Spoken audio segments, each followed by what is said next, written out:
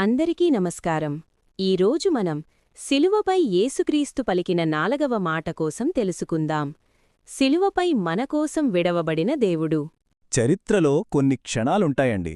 వాటిని ఎంత అర్థం చేసుకున్నా ఇంకా లోతుగా వెళ్లాలనిపిస్తుంది. అలాంటి ఒకానొక క్షణం గురించే మనం ఇప్పుడు మాట్లాడుకోబోతున్నాం. శిలువపై నుండి వచ్చిన ఆ మాట వెనుక ఉన్న అసలు అర్థమేంటో తెలుసుకుందాం. ఒక్కసారి ఆ సమయాన్ని ఊహించుకోండి. మధ్యాహ్నం 3 గంటలు. మామూలుగా అయితే ఆ టైంలో సూర్యుడు ఎలా ఉంటాడు? నిప్పులు చెరుగుతూ ఉంటాడు కదా. కాని ఆ రోజు సరిగ్గా ఆ గడియారంలో ప్రకృతి నియమాలకు విరుద్ధంగా అత్యంత అసాధారణమైనది ఏదో జరగబోతోంది. ఉన్నటుండి దేశమంతా చిమ్మచీకటి కమ్మేసింది. ఇది మామూలుగా మేఘాలు కమ్మడం వల్ల వచ్చిన చీకటి కాదు. ఇదొక దైవికమైన దుఃఖానికి, రాబోయే భయంకరమైన సంఘటనకు ఒక సంకేతంలా ఉంది. సరే, అంత చీకటి, ఆ నిశ్శబ్దంలో, ఆ అస్వాభావికమైన చీకటి మధ్యలో గొల్గొత్తా కొండమీదునుంచి గుండెల్ని పిండేసే ఒక కేక వినిపించింది. అసలు ఏంటా కేక? ఆ కేకలో ఉన్న అర్థమేంటి? మానవ చరిత్ర గతిని మార్చేసిన ఆ మాటలో ఎంత వేదన దాగుంది? ఇది మనం ఖచ్చితంగా అర్థం చేసుకోవాలి. ఆ కేక ఇదే, ఏలీ ఏలీ లామా సబక్తానీ. ఆ అరామిక్ మాటల్లో ఉన్న బరువుని ఒక్కసారి ఫీలవ్వండి. అది కేవలం ఒక ప్రశ్నలా లేదు, గుండె లోతుల్లోంచి వచ్చిన ఒక ఆక్రందన అది. దీని అనువాదం వింటే మనసుకి మరింత భారంగా అనిపిస్తుంది. నాదేవా, నాదేవా, నన్ను ఎందుకు చెయ్యి విడిచితివి అంటే పూర్తిగా వదిలేశారన్న భావన. ఆ క్షణంలో ఎంత వేదన ఉండి ఉంటుందో కదా. ఈ కీలకమైన సంఘటన గురించి మనమెక్కడ చదవచ్చు అంటే మత్తయి సువార్త 27వ అధ్యాయం 46వ వచనంలో, అలాగే మార్కు సువార్త 15వ అధ్యాయం 34వ వచనంలో కూడా చాలా స్పష్టంగా రాసి ఉంది. మరి ఇంతటి దైవికమైన వేదనకు కింద ఉన్న మనుషుల నుంచి వచ్చిన రెస్పాన్స్ ఏంటి? వాళ్లు ఎలా స్పందించారు? అయ్యో పాపమన్నారా? లేదు, అపార్థం, అపహాస్యం. ఈ పవిత్రమైన క్షణాన్ని వాళ్ల అజ్ఞానం, క్రూరత్వం ఎలా పాడుచేశాయో ఇప్పుడు చూద్దాం. ఇక్కడే అసలు కన్ఫ్యూజన్ మొదలైంది. ఏంటంటే యేసుప్రభు తన మాతృభాష అయిన అరామిక్లో మాట్లాడారు. అదే అక్కడున్నవాళ్లు ఆయనను పూర్తిగా తప్పుగా అర్థం చేసుకోవడానికి కారణమైంది. ఇక్కడ చూడండి, ఈ పొరపాటు ఎంత సింపుల్గా జరిగిందో. ఆయన అన్నది ఏలీ అంటే నా దేవా అని, కాని జనం విన్నది ఏలియా అంటే ఒక ప్రవక్త పేరు. చూశారా? దేవుడితో మాట్లాడటమెక్కడా, ఒక ప్రవక్తను పిలవటమెక్కడా? ఎంత తేడా ఉందో! అంతే, వాళ్లు ఎగతాళి చేయడం మొదలుపెట్టారు. మత్తయి 27:47-49 వచనాల్లో ఉంటుంది. ఆగండి, ఏలియా వచ్చి ఇతన్ని రక్షిస్తాడేమో చూద్దాం అని ఒకరితో ఒకరు అనుకుంటూ నవ్వుకున్నారు. ఎంత దారుణం కదా! ఇదేనండి అసలైన విషాదం. ఒకవైపు శిలువమీద అంతటి బాధ అనుభవిస్తుంటే, మరోవైపు కిందున్న జనం దాన్ని ఒక తమాషాలా చూస్తూ అవమానిస్తున్నారు. సరే, ఈ అపహాస్యం, ఈ అపార్థం పక్కన పెడితే అసలు ఆ కేక ఎందుకు వేయాల్సి వచ్చింది? దేవుడు తన కుమారుడిని ఎందుకు విడిచిపెట్టాడు? దీని వెనుక ఉన్న అసలైన వేదాంతపరమైన కారణమేంటో ఇప్పుడు లోతుగా చూద్దాం. అవును, ఇదే అసలైన ప్రశ్న. తండ్రి తన కుమారుడిని ఎందుకు విడిచిపెట్టవలసి వచ్చింది? ఆ క్షణంలో వాళ్ళిద్దరి మధ్య అంత దూరం ఎందుకొచ్చింది?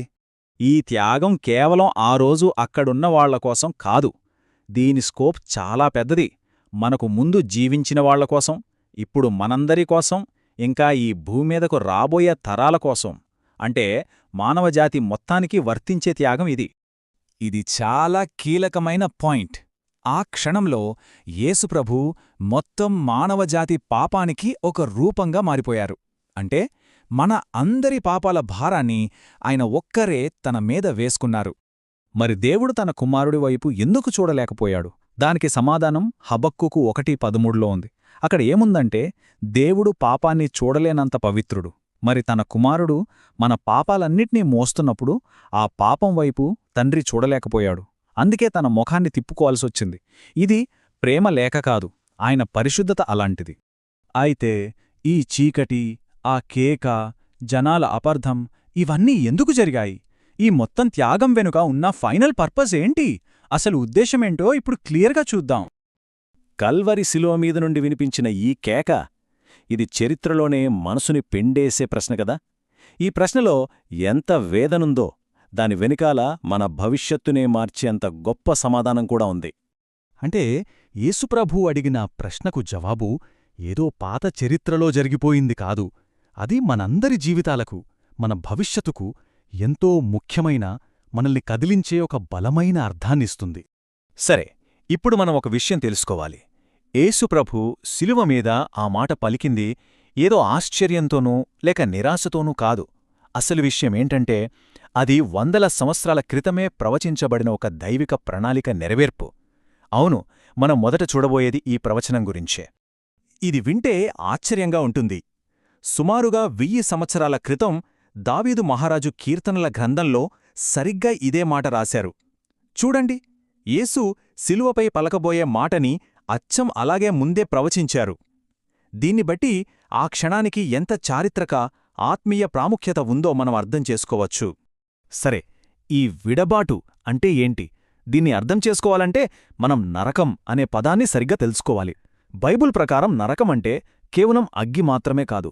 నిజమైన నరకమేంటంటే దేవుని నుండి శాశ్వతంగా వేరుచేయబడటం, దేవుని సన్నిధి, ఆయన ప్రేమ లేని చోటు అనమాట. యేసుక్రీస్తు శిలువమీద అనుభవించింది సరిగ్గా ఆ వేదనే, ఆ విడబాటే. ఇక్కడే ఒక అద్భుతమైన మార్పిడి జరిగింది. ఆలోచించండి, మన పాపాల వల్ల మనం దేవునికి దూరమయ్యాం. ఆ దూరాన్ని, ఆ నిత్యమైన ఎడబాటుని, ఆ నరక యాతనని వాస్తవానికి మనం అనుభవించాలి. కాని యేసుప్రభు ఏం చేశారంటే ఆ శిక్షనంతటినీ తన మీద వేసుకున్నారు. ఆయన ఆ విడబాటును భరించారు కాబట్టే మనకు దేవునితో తిరిగి సమాధానపడే అవకాశం దొరికింది. మంచిది. కాని అసలు ఈ విడబాటు ఎందుకు అవసరమైంది? దీనికి కారణమేంటి? యెషయా గ్రంథం చాలా స్పష్టంగా చెప్తోంది. మన అతిక్రమములను బట్టి అతడు గాయపరచబడెను అంటే కారణం ఒక్కటే, మన పాపం. సరే, ఆ శిలువ మీద జరిగిన ఆ గొప్ప త్యాగం నుండి మనందరి కోసం ఒక బలమైన వాగ్దానం పుట్టింది. అదేంటంటే దేవుడు మనల్ని ఎప్పటికీ విడిచిపెట్టరనే భరోసా. చూడండి, మన జీవితంలో కష్టాలు వచ్చినప్పుడు, లేదా మనం ఎంత ప్రార్థించినా వెంటనే జవాబు రానప్పుడు మనసులోక భయం మొదలవుతుంది కదా. ఏంటి, దేవుడు నన్ను మర్చిపోయారా, నన్ను వదిలేశారా అని అనిపిస్తుంది. కాని ఇక్కడే మనం తెలుసుకోవాల్సిన ఒక అద్భుతమైన నిజముంది. యేసు ఎందుకు తండ్రిచేత విడిచిపెట్టబడ్డారు? ఎందుకంటే మనం అంటే మానవాళి ఇంకెప్పుడు ఏ పరిస్థితిలోనూ దేవునిచేత విడిచిపెట్టబడకూడదని, ఆయన అనుభవించిన ఆ ఒంటరితనం మనకు శాశ్వతమైన తోడునిచ్చింది. ఈ భరోసా దేవుని వాక్యంలో చాలా స్పష్టంగా ఉంది. ఇది కేవలం ఒక మాట కాదు, ఒక ప్రమాణం. అంటే ఎలాంటి పరిస్థితి వచ్చినా సరే ఆయన మనల్ని విడిచిపెట్టరని, ఎడబాయరని వాగ్దానం చేస్తున్నారు. దేవుడి వాగ్దానాన్ని ఇంకా అందంగా, బలంగా చెప్తున్నారు. యెషయా గ్రంథంలో చూడండి, లోకంలో మనం తల్లి ప్రేమ గొప్పది అంటాం. కాని దేవుడేమంటున్నారంటే, ఒక తల్లి తన చంటి పిల్లల్ని మర్చిపోతుందేమో, కాని నేను నిన్ను మరువను. అంటే ఆయన ప్రేమ తల్లి ప్రేమను కూడా మించినది అని ఎంత స్పష్టంగా చెప్తున్నారో చూడండి. నిజమే, కొన్నిసార్లు మనం ప్రార్థన చెయ్యగానే జవాబు రాదు. దేవుడు మౌనంగా ఉన్నారేమో అనిపిస్తుంది. కాని మనం ఒక్కటి గుర్తుపెట్టుకోవాలి, జవాబు రావడంలో ఆలస్యం అవ్వొచ్చేమో కాని జవాబు రావడం మాత్రం ఆగదు. అది ఎప్పటికీ రద్దు కాదు. ఖచ్చితంగా సరైన సమయంలో ఆయన జవాబిస్తారు. మరి ఇంత గొప్ప ప్రేమను, ఇంత పెద్ద త్యాగాన్ని చూశాక మనం ఎలా స్పందించాలి? ఇప్పుడు చివరిగా దాని గురించే మనం మాట్లాడుకుందాం. ఇప్పుడు మనల్ని మనం ఒక ప్రశ్న వేసుకోవాలి. మన పాపాల వల్లే కదా ఇదంతా జరిగింది. దేవుడు తన ఒక్కగానొక కుమారుణ్ణే అంతటి వేదనకు అప్పగించింది మనకోసమే. ఈ నిజం తెలిసిన తర్వాత కూడా మనం ఇంకా అదే పాపంలో బ్రతకడం కరెక్టేనా? దీనికి సరియైన స్పందనేంటంటే 2 పనులు చేయాలి. మొదటిది, మనం చేసిన పాపాల గురించి నిజంగా పశ్చాత్తాపపడి వాటిని వదిలిపెట్టడం. ఇక రెండవది, దేవునివైపు తిరిగి ఆయన చూపిన దారిలో, ఆయనకు ఇష్టమైన మార్గంలో నడవడం. ఒక విషయం మనం స్పష్టంగా అర్థం చేసుకోవాలి. యేసు మనకోసం వెడవబడింది మనం పాపంలోనే హాయిగా బ్రతకడానికి కాదు, పాపాన్ని జయించి పరిశుద్ధంగా జీవించడానికి ఆయన మనకు శక్తినిచ్చారు. దానికోసమే ఆ త్యాగం. సో మనం ఎక్కడ మొదలుపెట్టామో అక్కడికే వద్దాం. యేసు శిలువ మీద అడిగారు కదా, నన్నెందుకు విడిచితివి అని. ఆ ప్రశ్నకు సమాధానమేంటో తెలుసా? మనమే. అవును, మనమేదో ఉన్న ప్రేమ వల్లే ఆయన ఆ విడబాటును భరించారు. ఇంత గొప్ప ప్రేమను, ఈ నిజాన్ని మనం నిజంగా గ్రహిస్తే మన జీవితాలు ఎలా మారిపోతాయి? ఈ ప్రేమకు మనమిచ్చే జవాబేంటి? మన జీవిత మార్గాన్ని ఎలా సరిచేసుకుంటాం? ఇది మనమందరం ఆలోచించుకోవాల్సిన ప్రశ్న. బైబిల్ వాక్యాన్ని సరికొత్త రీతిలో ఇద్దరు వ్యక్తుల సంభాషణగా వినాలనుకుంటున్నారా? అయితే బైబిల్ టాక్స్ హబ్ తెలుగును ఇప్పుడే సబ్స్క్రైబ్ చేసుకోండి. ప్రతిరోజు సాయంత్రం 6 గంటలకు కొత్త అధ్యాయం మీకోసం సిద్ధంగా ఉంటుంది. దేవుని కృప మీకు తోడయుండునుగాక. ఇట్లు మీ లల్లా సంజీవ్ కుమార్.